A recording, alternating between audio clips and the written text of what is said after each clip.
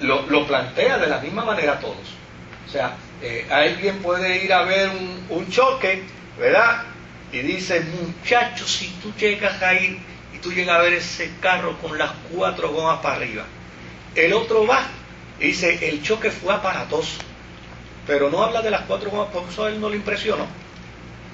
Y otro va y dice, muchacho, mira, el frente se desbarató. Óyeme, pero ¿sabe qué me impresionó? Parece que esa gente, esos japoneses hacen, los focos de atrás, lo hacen fuerte, porque mira, no tenían ni un solo rayacito. ¿Por qué? Porque a ese lo que le impresionó fue ver los focos. Ahora, los tres que están hablando del mismo accidente, y probablemente pueden decir inclusive si hay heridos, si hay muertos, pero cada uno de ellos, de acuerdo al escenario que ve, es la información que va a dar según sus impresiones. Pero eso no niega que hubo un accidente. ¿Se da cuenta? Entonces, hay gente que ve las historias neotestamentarias y dice, no, ahí hay unas contradicciones y eso yo no lo puedo creer con esas contradicciones. Pues no crean que Cristóbal Colón vino a Puerto Rico tampoco, porque hay contradicción. Y no creas tampoco en las estipulaciones clínicas, porque hay contradicciones. O sea, si lo primero que dice la medicina es que es una ciencia inexacta, pues no creas en ella, porque ahí hay contradicciones. ¿A cuánta gente no han diagnosticado con una cosa y después van a otro sitio y le dicen que no tienen nada? Pues no crean. Pero nadie dice no creo, ¿no? Ahora, con la Sagrada Escritura, entonces, la gente se sirve con la cuchara grande. Ahora, a los evangelios se les llama evangelios por una sencilla razón. La palabra evangelio en griego es kerygma, y kerygma significa predicación de buenas nuevas. Y desde luego, un dato que es importantísimo considerar es que la orden que Jesús le dio a sus discípulos no fue escribir. Lea usted la Biblia, Marcos capítulo 14, versículo 9, Marcos 16, versículo 15. Jesús no le dijo a sus discípulos, escriban. Jesús les dijo que vayan y prediquen. Y predicar. Entonces, desde luego, los discípulos de primera intención obedecieron el mandato de Jesús. Él los mandó a predicar, no los mandó a escribir. Pues cada uno de ellos se fue por su lado a predicar. Ahora, hubo una situación con la predicación, y es que la predicación es un recurso oral. Y como un recurso oral, desde luego, cada uno se fue a predicar tal y como lo dice Primera de Juan, capítulo 1 y verso 1, o tal como lo dice Lucas en el capítulo 1 y verso 2. Cada uno se fue a predicar lo que vio y lo que escuchó con respecto al Cristo, sus milagros, sus portentos y su resurrección. Así que cada cual se fue a predicar lo que vivió en la persona de Jesús. Y unos tal vez dieron más énfasis a una cosa y otros tal vez dieron énfasis hacia otra cosa.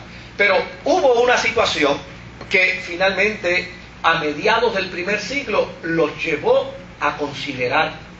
Y es que mientras la iglesia primitiva se había dedicado a predicar, unos individuos de los que hablamos la semana pasada, llamados los gnósticos. Obviamente, la palabra gnosis significa conocimiento, y el conocimiento pues se manifiesta en la reflexión, en el análisis, en la crítica, pero en este caso también se manifestaba en la documentación. Esta era una gente que documentaba. Desde luego, los gnósticos se vanagloriaban de ser bien inteligentes, y ellos entendían que la salvación advenía como resultado de la inteligencia. De hecho, ellos despreciaban a los cristianos que no fueran inteligentes.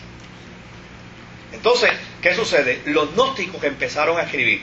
¿Pero qué escribían los gnósticos? Los gnósticos escribían un montón de basura que la relacionaban precisamente con las filosofías gnósticas helenistas, donde ellos decían que el cuerpo era malo, y que como el cuerpo era malo, había que despreciarlo. Dicho sea de paso, domingo por la noche predicamos un sermón sobre ese tema, porque el cuerpo no es malo, el cuerpo es un instrumento de Dios. Y quien le dijo a usted que el cuerpo es malo, le jodó los chavos. El cuerpo es templo del Espíritu Santo. Y es imposible que un templo del Espíritu Santo sea malo, bajo ninguna circunstancia. Pero ese no es el tema. Bueno, ahora, fíjese que los cristianos, conscientes de la desfiguración que puede producir la tradición oral, porque la tradición oral puede desfigurar la historia. Dijimos que si yo empiezo por Roberto y le digo a Roberto una oración y Roberto empieza a comunicársela de aquí para abajo, para aquí, y llegamos acá hasta donde Eduardo, cuando llegue donde Eduardo, lo que yo le dije a Roberto es remotamente distante a lo que Eduardo va a estar diciendo. Y fíjese que aquí no somos muchos y lo podemos hacer en 15 o 20 minutos y se distorsiona. Ahora, imagínense una tradición oral que ha estado celosamente guardada por la iglesia primitiva, pero ahora aparecen unos individuos gnósticos que han empezado a escribir y han empezado a alterar esa tradición oral. ¿Cómo la alteraba? Diciendo que Cristo tenía un cuerpo de fantasma. El cuerpo de Cristo es un cuerpo de fantasma. Y tan fantasmal era el cuerpo de Cristo que cuando Él estaba pendido de la cruz, el Evangelio según San Tomás, cuando Él estaba pendido de la cruz, ese cuerpo se salió de la cruz y se fue a hablar con Juan en una cueva. Y allá hablando con Juan en una cueva, le dijo, allá me están crucificando, pero eso es simplemente una apariencia, a mí ni me duele. Yo digo que tengo dolor, pero realmente no lo tengo. Yo estoy acá contigo comiéndome este pescadito. Así como dice el Evangelio según San Tomás. Y desde luego, cuando esas aberraciones empezaron a surgir, la iglesia se dio cuenta que entonces tenía que escribir su verdadera historia. Y tenía que escribir sobre Jesús y sobre sus dichos. Pero había un problema. Y uno de los problemas que había era el problema de la persecución. Oiga, uno que es vago para escribir con aire acondicionado, imagínese en una persecución, 21 siglos atrás, sin luz y sin computadora, sin un buen bolígrafo y sin un buen papel, ¿verdad? Sin la máquina de los periodistas que tenemos aquí grabando. O sea, eso era un problema bien serio para la cristiandad. Pero ese fue el gran desafío que se le hizo. Ahora, ¿quién empezó la persecución en el primer siglo de los cristianos, a mediados del primer siglo? Pues esa persecución la comenzó Nerón, el emperador de Roma. Empezó esa persecución contra los cristianos y contra los judíos. Y llana y sencillamente, en esa persecución murió Pedro y murió Pablo. Y cuando Pedro y Pablo mueren, óigame, esos eran, de los 3 bastiones que quedaban, eran 2 bastiones fundamentales. Porque el otro no lo mataron, pero lo metieron preso, llamado Juan. Entonces, ahí sí que la iglesia se vio en problemas. Porque ¿cómo mantenemos una historia vinculada a sus raíces? Si las raíces las están matando. ¿Y cómo hacemos que la validez del Evangelio que nos enseñaron las raíces se perpetualice? Si estos gnósticos están alterando el Evangelio. Mire, por eso Pablo está envenenado con los gnósticos.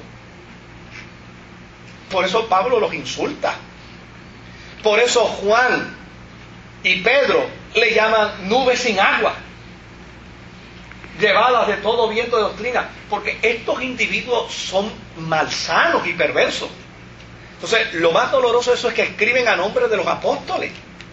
Estos individuos dicen, muchachos, para que esta carta que estamos escribiendo aquí sea buena, ponle ahí que la escribió Juan, ponle ahí que la escribió Pedro, ponle que la escribió Tomás, ponle que la escribió Felipe. Hay un evangelio que se llama el Evangelio de Felipe. Eso es un apócrifo, eso no tiene ninguna validez. Pero eran los nombres de los apóstoles.